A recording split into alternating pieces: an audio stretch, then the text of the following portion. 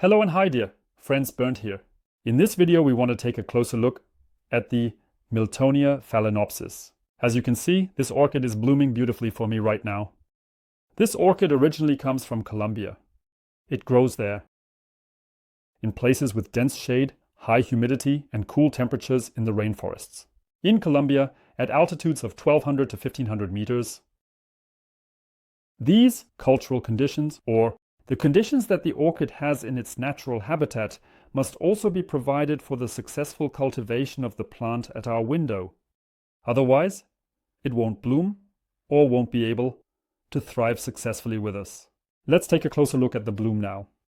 It's a beautiful bloom that is primarily white. The lip has a very bold pink splash, and here in the middle it is yellowish. The flower spike itself can reach a length of 25 centimeters. You can also see that the leaves are noticeably longer. This means that the flower spike will not surpass the leaves.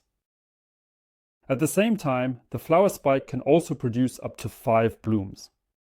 The flowering shoot represents a racemose inflorescence.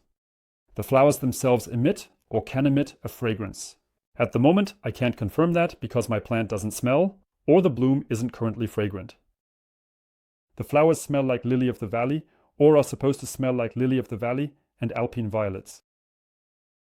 Right now, this plant, as I already showed you, is in a glass container with pink Colomi. I thought it matched quite well to this arrangement because the lip is also this bold pink.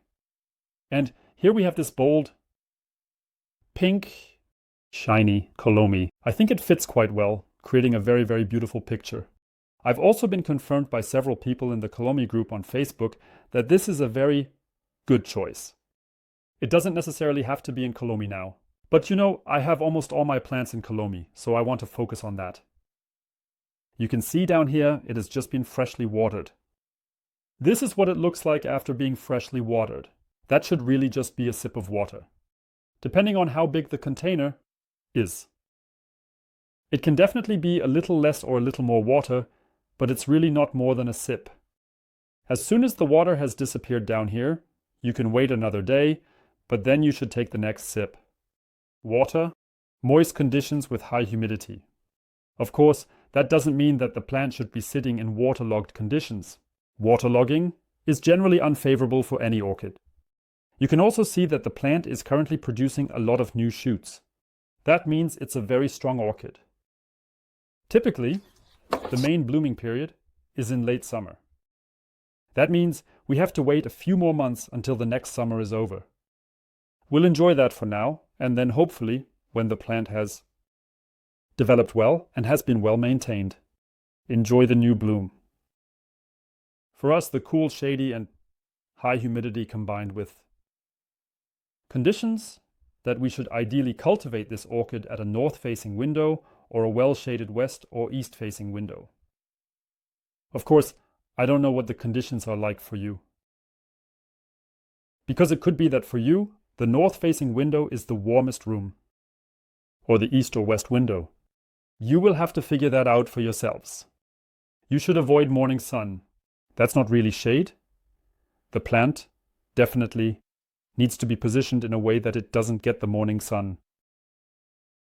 And that would already be the most important thing. And all the tips that's all I want to share about the Miltonia phalaenopsis.